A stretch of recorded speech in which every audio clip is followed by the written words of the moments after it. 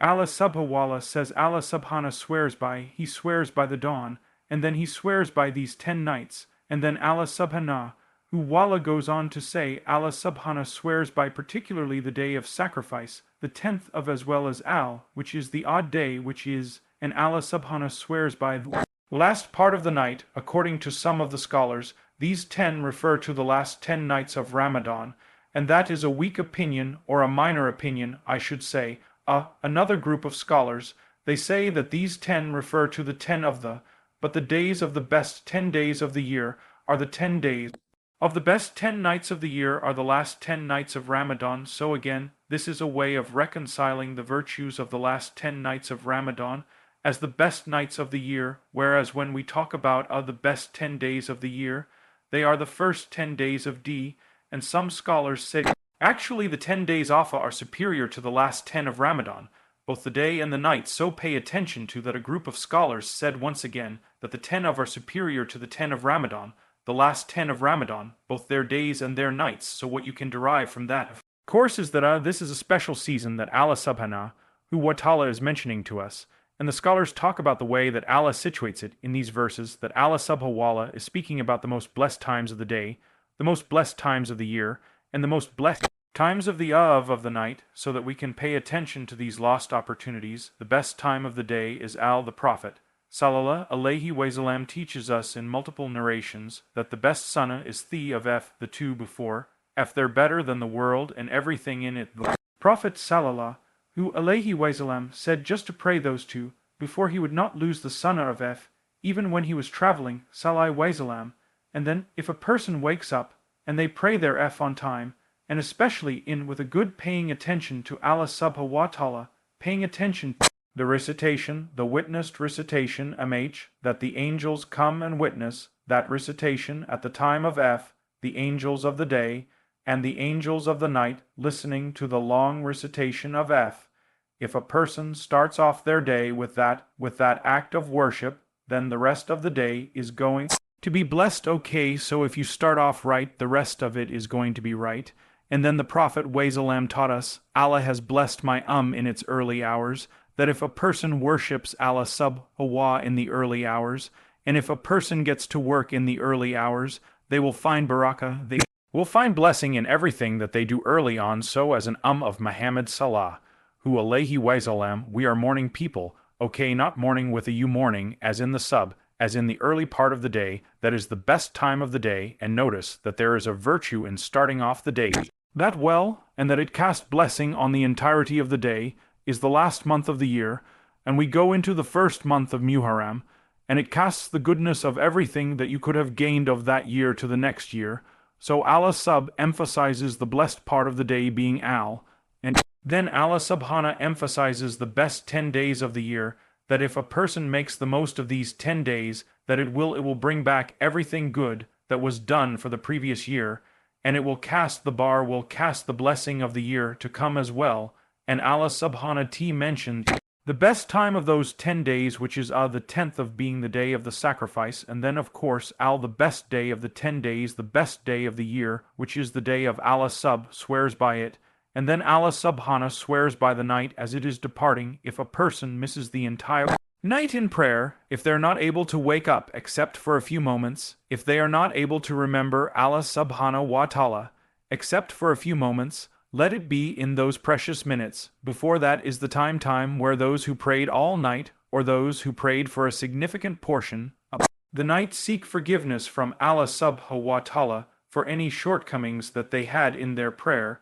And that is the time of the night where those who wake up seek forgiveness from Allah subhanahu wa ta'ala for not praying for a longer portion, but that is the most blessed time of the night. And so Allah subhanahu swears by these times, and it's very important to also pay attention here, by the way, that a lot of people miss out on these times, because these are times where despite their blessing, most people are inactive. Despite their blessing, most people are inactive, and so most people don't do anything after right? And if you're not Muslim, you likely sleep through right? But most Muslims will go back to sleep after for example, right? And that's not inherently sinful, but it's a blessed time to take advantage of, especially the moments after It's okay to sleep if you want after that, but make sure that you pray right, and that you do the morning remembrances after Sal at least, and the last part of the night of course. Most people sleep through that part of the night, as well 10 days. So then comes the question, which good deeds should we do? And notice that the Prophet Sallallahu Alaihi Wasallam left the hadith very general for us. It's very general right in Ramadan. You immediately know, okay, I need to do or try to attempt of Quran, or some sort of recital of a large portion of the Quran, and some reflection upon the Quran. I know that I have it. Night right along with the fasting, I know that S is going to be emphasized. You know you're going to see all of the fundraisers, even if they're virtual within Ramadan, so Ramadan has a lot more structure to it. But the good deeds here are left general, and as we said, most people, because of the lack of the ceremonious type of feeling around the 10 days of the will neglect these days, right? The Prophet S.W.S. left them general. And that is where the mercy of Allah subhanahu wa ta'ala is in that it is left general in this regard. Okay, any good deeds that you can do, diversify your good deeds within these 10 days. Number 1, don't lose your obligations. Okay, so first and foremost, the good deeds include your obligations, your don't miss in those days. If you can pray every single day of those 10 days, then do so. If you can do, the remembrance of Allah subhanahu after until in those 10 days, do so, don't miss in these 10 days in particular, so the obligations that are to be undertaken in these 10 days are greater than the obligations that are undertaken throughout the year. It's a time to increase in your Noah, and a time to increase in your good deeds in general, your voluntary good deeds. And really, the first advice that I want to give here is capture your Ramadan goals. Again, we made all of these promises in Ramadan. We made all of these Ramadan resolutions. And we definitely, to some extent have missed some of it right. A lot of us, made these promises to Allah subhanahu wa ta'ala, or promises to ourselves that we're going to start doing certain things, and we slacked off perhaps after Ramadan is close enough to Ramadan to where you still have an L of that where you can recapture it. And so if you are sad over what you missed in Ramadan, this is the best time to make Tawbah to Allah subhanahu, the best time to repent to Allah, the best time to say what that obligation that I struggled with that I was going to start doing in Ramadan, and I was not able to do so, I got weak. Let me try to do it again and let me try to make it permanent this time. This is the time if your Quran has collected dust since, or your Quran app has not been reopened since Ramadan, this is the time to say let me get back to my recitation of the Quran, so used to recapture Ramadan, go right back to your Ramadan goals, go back to what worked, go back to what didn't work, and adjust yourself for these 10 days as well. So one easy way to think about the recitation of the Quran, for example, is to actually take a third of your Ramadan recitation and set that as a goal for your 10 days of if you did of the Quran in Ramadan, then say that I'm going to do 1, or I'm going to do 10J of the Quran in these 10 days, or whatever it may be. Maybe you want to do more than that, but the point is that use Ramadan to launch, especially since it's not that far away. What are some other things that we take from the Sal in this regard, from the pious predecessors in this regard? So let's think very practically, who narrates from the famous about the tea of the one where the Prophet ﷺ said that there are no 10 days in which the deeds are more beloved to Allah that these 10 days says that used to become so busy in these 10 days with good deeds that no one would see him until the day of now. What does this speak to being secluded with Allah subhanahu wa ta'ala? He became inaccessible in these 10 days, who was a very accessible person, the scholar of this For these 10 days he intentionally became very inaccessible because he was busy with Allah subhanahu wa ta'ala. Now I know subhanallah, as Ramadan comes around you always have people talking about I'm going to log off of social media for the next 30 days, see you after Ramadan, or I'm going to reduce it significantly, that cancels certain invitations, that cancels certain things that would require them to spend too much time away from those periods of seclusion. These are 10 days of long seclusion in your own home, perhaps right in the masjid or in your own home, but these are 10 days of seclusion. there are any 10 days that you want to sort of cut off, disconnect from others, so that you can focus until the moment of these are the 10 days to do so, because the most powerful manifestation of a hadith is to look at the companion who narrated the hadith, how they acted upon that hadith. So the first thing, disconnect, right? That is the most prominent feature of the narrator of the hadith that will be on all of the infographics, and that will go around on all the images throughout. The next few days, disconnect so that you can connect to Allah subhanahu wa ta'ala. Then we go into the next fasting, not just fasting the day of, but fasting some of the first 9 days other thana. So you have the 1 to the eth. Obviously, you can't fast on the day of fasting some of those days. As well, there's a narration that the Prophet sallallahu alaihi wasallam, it's an authentic narration, he used to fast the first 9 days of, and the day of, and 3 days each month, and the first Monday of the month, and 2 Thursdays, as well. This is a hadith that's narrated by an Abu Da. It's an authentic hadith, and there's narration from that the Prophet would not fast all of the first 9 days, okay?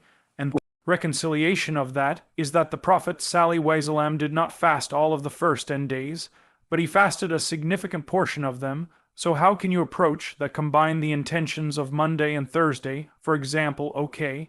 And if you can do more, then do more, and subhanallah, just so happens that this year in particular that the day of likely falls on a Monday as well. Okay, so think about, what are 3 or 4 days that I can take, or even 2 days other than that I will fast in these first 10 of, and implement that if you can. So that's something that we also take from the practice of the Prophet sallallahu alaihi wasallam and the early Muslims. And of course, the fasting of the day of, and in particular equal 3 years of fasting, because the Prophet sallallahu alaihi wasallam, he had taught us that when a person fasts the day of, then it equals a year of fasting before and a year after, and when a person fasts the day of, then it is in regards to that present a year. So what we find is that one of the blessings of this is that is the first month after, and so if you think about a person fasting the year before and year after counted, then that would refer to the year before that, okay, and the year after, and so that's 2 years, and then you move into the next year of, and what that will cover is the previous year of, okay.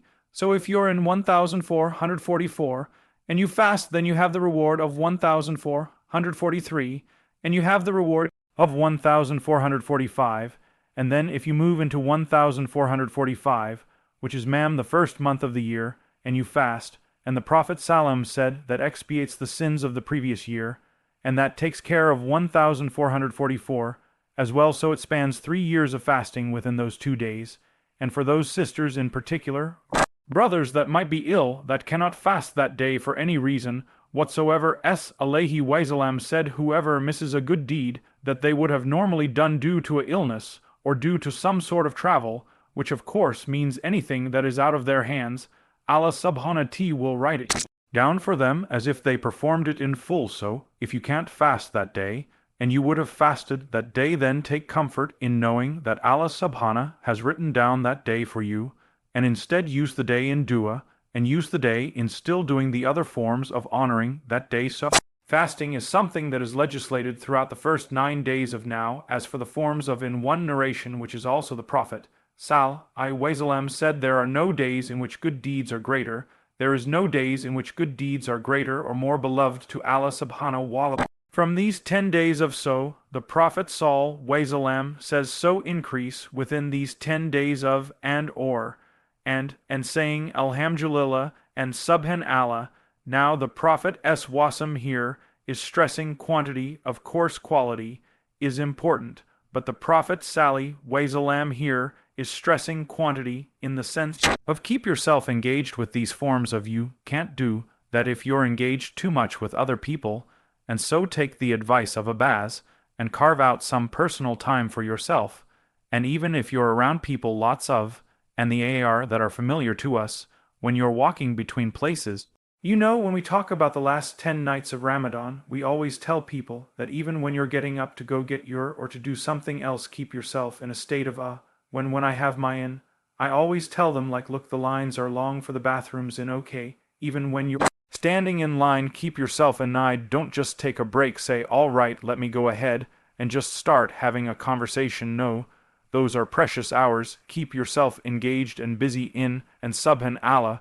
What we find is an authentic that they used to go through the marketplace throughout the first 10 days of this is a lost sunnah, and they would shout out, Allahar, Allahar, Allahar, prompting the people even as they were in the marketplace to say, Allah Akbar, please don't walk into a shopping mall, and start shouting Allah Akbar. This is a sunnah that we take the best from Inshallah for ourselves to remind the Muslims, remind the believers throughout these 10 days, so when you're about to get into an argument with your spouse or you're in your home, remind them Allahar, Allahar, these are days of these, are days of these, are days of these, are days of praising Allah. Subhanallah, not just the day of, but throughout the first 10 days, the Sahab would prompt one another, and remind one another, if you want to make this a time, if you are with your family, or even with friends, whoever it may be, and of course, let's do this and let's prompt one another.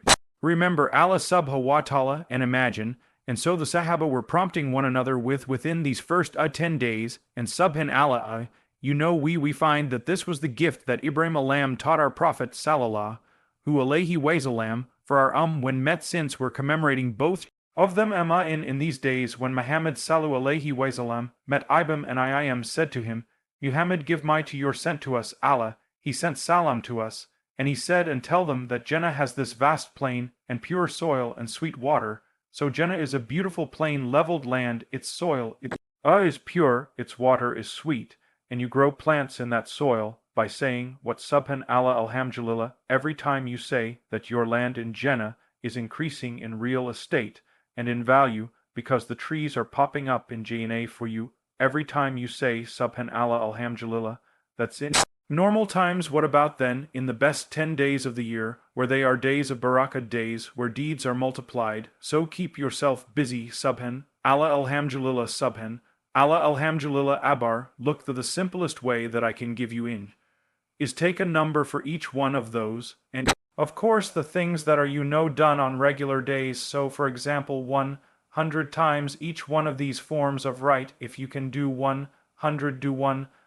If you can make it 200, do 200. If for the sake of these days you say I'm going to make them 1,000 each but I'm going to put a number on myself, and then so is the best day of Hajj. It is the most fundamental and most important pillar of the Hajj, and it is the most important day of the days of Allah subhanahu, gives us 8 days to prepare ourselves for that day, and just like the go out to Mina, for to rest even their camels, to rest everything. That momentous day OFA, the 8 days prior, are to get our souls ready, rested, rejuvenated for that day of, and the Prophet sallallahu alayhi wasallam says to us that there's no day in which Allah subhanahu wa ta'ala sets free more souls from the fire than on the day OFA. On that day, Allah subhanahu wa ta'ala draws near to the earth in a way that befits him, and he exhibits his benevolence, and he remarks to the angels, he boasts to the angels, what is it that these servants of mine desire when they're coming out to make dua to Allah sub? In this regard, the people are calling upon Allah subhanahu wa ta'ala in different languages, all in one valley, and of course around the world as well, and Allah subhanahu wa ta'ala calls the angels to bear witness that he has forgiven them. May Allah make us all amongst those that are forgiven. Subhan Allah, the benefits of Allah and the du are for the whole for the whole human right. Allah forgives everyone as a result of that, and the barakah of those doer reaches the entire and so this is a time for us to remember our brothers and sisters in Palestine, to remember our brothers and sisters in Syria and Yemen, to remember our brothers and sisters from the from the Rohingya, to remember our brothers and sisters in Ethiopia, to remember our brothers and sisters that are struggling all around the world. This is the time for us to remember them in our duas, as we always should remember them, but the benefits of this day reach everyone, so this is a day of dua. What is it to be found within that dua? Well, first and foremost, October, renew your covenant with Allah subhanahu wa ta'ala. The day of is a day of covenants, okay, it's the day of the initial covenant with Allah subhanahu wa ta'ala. So renew your covenant with Allah subhanahu wa ta'ala. And that's why the Prophet sallallahu alayhi wasallam said it's the worst day of the year, for Shan has on his calendar mark the day of it is the most humiliating day of the year for him, the worst day. He tries to take you away from Allah, and on that one day Allah sub draws you near, and all of the effects of Shan, all of the sins that he stains you with, it is gone on that day in particular. So it is the worst day of the year for Shan, which means it's the best day of the year for the believers as they cling close to Allah subhanahu Huwala, now that they say that all of the virtues, and this is from the virtues of Jofa, all of the virtues of the last 10 nights of Ramadan specifically, and Ramadan in general, are found in this one day, in which is pretty incredible. What do we mean by that? Well, first and foremost, it's a day of fasting, right? For those that are not in, it's a day of fasting. So just like the month of Ramadan is a month of fasting, is a day of fasting. Secondly, it's a day of dua. The Prophet Saul taught us to spend the entirety of the day in calling upon Allah subhanahu wa ta'ala until the sun sets, until every moment is precious on that day. Of the third thing is that the prize of Ramadan is what? O Allah, you pardon, you love to forgive and pardon, so forgive and pardon us, and that is to be freed from the fire. And there is no day of the year where Allah frees more people from the fire than that day. So the prize of Ramadan is embedded within that one day as well. Subhan Allah. So the day OFA combines the virtues of Ramadan, the virtues of the last nights, within just a few hours. How important are those hours? Subhan Allah. And by the way, just on a very practical level, if there's a possibility for you to take a day off of work, if you can, then that's the day to do so, inshallah. Just if you're thinking about vacation days or sick days or whatever it may be, then take a day off and let that be a day that you extend yourself. And if you can't, then still use it as a day of even as you're doing everything else. So what is the best dua of, and what was the Prophet sallallahu alaihi wasallam saying that entire time? Okay, and this is perhaps subhan Allah, one of the most beautiful understandings of dua that can be extracted from the dua of the Prophet sallallahu alaihi wasallam. The Prophet sallallahu alaihi wasallam made dua on the day of all the way from to without pause. He prayed shortened and combined, and Prophet sallallahu alaihi wasallam made dua all the way from to the time of, and we don't have anything of his dua except for one subhan Allah, when the Prophet sallallahu alaihi wasallam would go on, and he would do his, and he would make dua between these three duas of the Prophet sallallahu alaihi wasallam. Between those duas, the Prophet Sally would make long duas every single circuit. So every time he stood on Saf, every time he stood on Mar, between those duas, the Prophet would length his dua. We don't have any narration about what he would say when the Prophet would stone the Jamarat. Look how dua is embedded in when he would stone the Jamarat. Between the Jamarat, the Prophet Wasam would face towards the Ka and raise his hands and make dua, and he would take a long time sallallahu alaihi wasallam making dua. We don't have anything narrated from that dua. The day of Mif, the Prophet would pray, and he would remember Allah and he'd make dua until the sunrise. We have nothing narrated of that dua. Why? Because the point of dua is not to be on script. The point of dua is to be sincere and to your Lord sincere supplication. And so we have the duas from the Sunnah, which are undoubtedly blessed. We also have the example of dua from the Sunnah, which is also blessed, which is that raw emotion connecting to Allah subhanahu wa ta'ala in your own language, in your own way in those moments.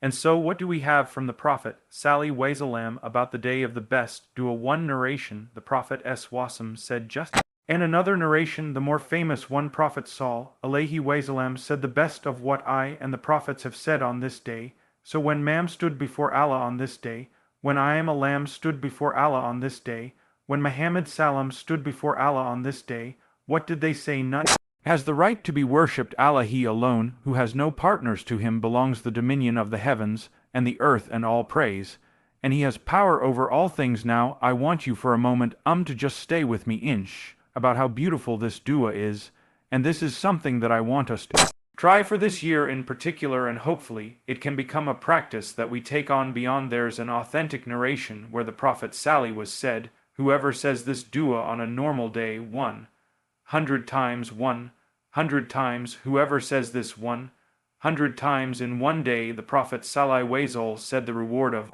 that is, it's as if he freed 10 slaves, as if, and 100 good deeds will be written for him, and 100 bad deeds will be wiped out from his accounts. And on that day he will be protected from the morning until the evening from the shan, and no one will be superior to that person except for one who increased in that which he has done, meaning one who even did more than 100. Okay, this is on a normal day. To say the Prophet said the reward of freeing one person from slavery is that Allah subhanahu would free every part of your body from the fire.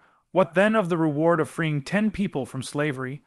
Prophet Salam mentions the good deeds being written for you, the sins being wiped out, and you being protected from the shan, and no one is superior to you except for one who did more than you. So here's a very basic prescription for the day of a.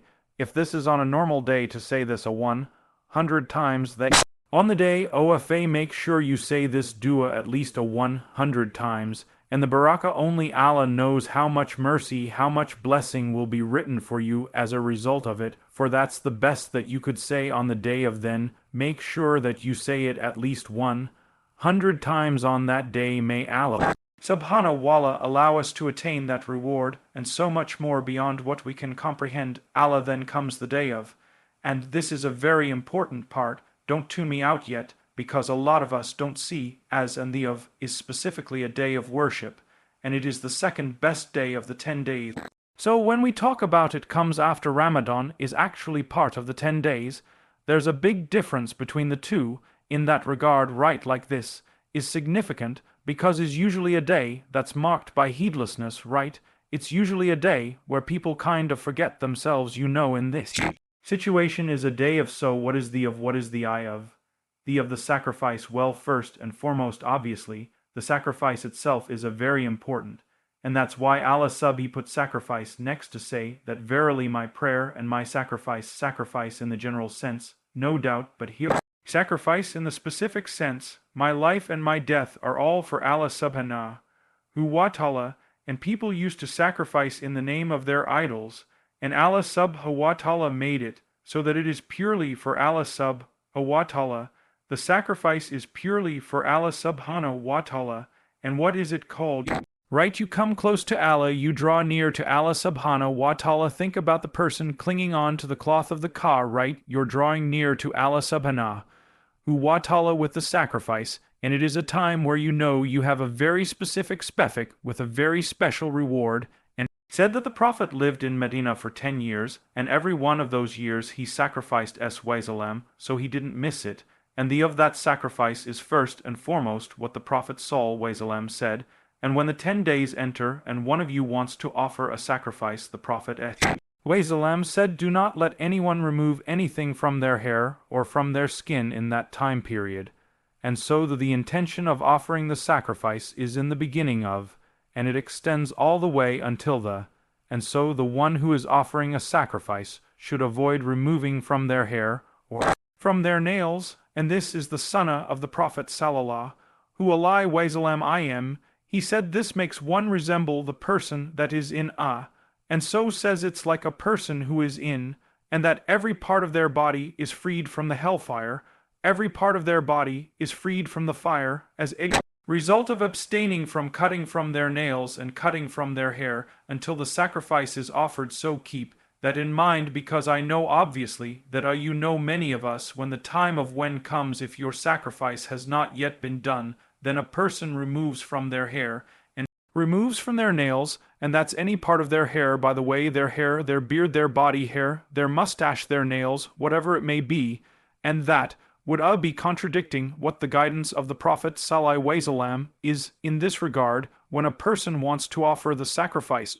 And obviously we want that sacrifice to be accepted, unless of course the sacrifice is offered before, which is possible, because some people might offer the sacrifice or delegate the sacrifice in another country where the time zone is different, and so the sacrifice is already done, and at that time a person can then remove from their hair, and they can remove from their nails, so that's part of the eye of it as well. Now just a technical point here.